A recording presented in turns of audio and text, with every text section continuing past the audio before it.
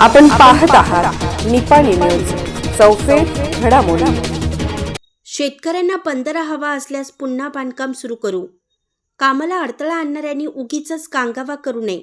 नगरसेवक शरद जंगटे यांचा विरोधकांना इशारा। बोरगाव परिसरातील शेतकऱ्यांच्या सिंचनाचा तसेच शहराच्या पिण्याच्या पाण्याचा प्रश्न कायमस्वरूपी मार्गी लावण्यासाठी प्रास्ताविक बंधाऱ्याचं काम पुन्हा सुरू करण्याची भूमिका नगरसेवक शरदराव जंगटे यांनी स्पष्ट केली। शेतकऱ्यांना बंधारा हवा असेल तर पुन्हा बांधकाम सुरू करू। विकास कामांना अडथळा आणणाऱ्यांनी उगीचच कांगावा करू नये असा इशाराही त्यांनी दिला आहे।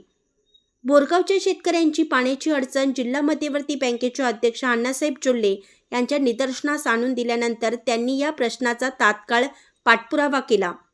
त्यांच्या पाठपुराव्याला प्रतिसाद देत आमदार सौ शशिकला चोल्ले यांनी विशेष प्रयत्न करून सन 2021 ते 2022 मध्ये पुलवजा बंधाऱ्यासाठी 2.5 कोटी रुपयांचा निधी मंजूर करून आणला होता। कामाला सुरुवातही झाली, मात्र काही संघटनांच्या विरोधामुळे काम रखडल्याचा दावा जंगटे यांनी केला। आमदार सौ शशिकला चोल्ले यांच्या सूचनेनुसार लघु पाटबंधारे विभागाचे अधिकारी सतीश पोळ यांनी बोरगाव येथे शेतकऱ्यांशी संवाद साधला। यावेळी शेतकऱ्यांनी जुन्या पुलाची दुरुस्ती नको तर नवीन बंधाराच उभा राहावा अशी मागणी केली। याबाबतचा अहवाल वरिष्ठांकडे सादर करण्याचे आश्वासन अधिकाऱ्यांनी दिले। बंधाऱ्याच्या कामाला विरोध करणाऱ्यांनी आता दुरुस्तीची भाषा करू नये। श्रेयवादापेक्षा बोरगावच्या शेतकऱ्यांना पाणी मिळणं महत्त्वाचं आहे। अण्णासाहेब चोल्ले यांनी पाठपुरावा केला आणि आमदार सौ शशिकला चोल्ले यांनी निधी उपलब्ध करून दिला। आता रखडलेलं काम मार्गी लावण्यासाठी आपण पुन्हा पाठपुरावा करू असं नगरसेवक जंगटे यांनी सांगितलं। दरम्यान चिल्कादेवी माळ भागातील सुमारे 1200 एकर शेतीच्या पाण्याचा प्रश्नही गंभीर असून बंधारा झाल्यास शेतीसह शहराच्या पिण्याच्या पाण्याच्या प्रश्नालाही मोठी मदत होणार असल्याचे शेतकऱ्यांनी सांगितलं। आमदार सौ शशिकला चोल्ले व अण्णासाहेब चोल्ले यांच्या माध्यमातून बंधाऱ्याच्या कामाला पुन्हा चालना मिळावी अशी अपेक्षा व्यक्त करण्यात आली। यावेळी डॉक्टर महावीर काळे, राजू लटलटे, BK महाजन, महिपती खोत, अजित तेरताळे, शंकर गुरव, श्रीपाल गोसावी, किसन गोसावी, रावसाहेब चोकावे, संजय गजबरे, बाहुबली कमते, सुनील गोरवाडे, धवल भिवरे, शीतल गोरवाडे, महादेव एदमाळे, कुमार चिपरे, जितेंद्र भोचे, बबन रेंदाळे यांच्यासह शेतकरी उपस्थित होते। N न्यूजसाठी बोरगावहून प्रतिनिधी अजित कांबळे। आदरणीय निपाणी भागाचे विकासरत्न आमदार माननीय शशिकला चोल्ले वहिनी आणि माजी खासदार व बेळगाव जिल्हा DCC बँकेचे अध्यक्ष यांच्या विशेष प्रयत्नातून 2021-22 सालामध्ये ब्रिज कम बांधारा या निर्मितीसाठी 2.5 कोटीची निधी प्रथम बोरगावच्या दूधगंगा नदीच्या कोसरवाडीच्या सीमेवर ते करायचं ठरलं होतं। त्यावेळेला ते संदीप आर म्हणून कॉन्ट्रॅक्टरला टेंडर बी झालं होतं।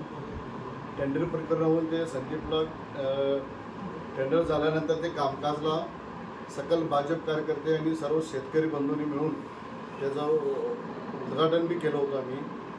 पण काही संघटनेच्या लोकांनी त्यावेळेला त्याला विरोध दर्शवलेले 30 लोक, आज 30 लोक ज्यावर इश्यू मोठं करून असं शेतकऱ्यांचा दिशाभूल करण्याचं षडयंत्र रचलेलं आहे।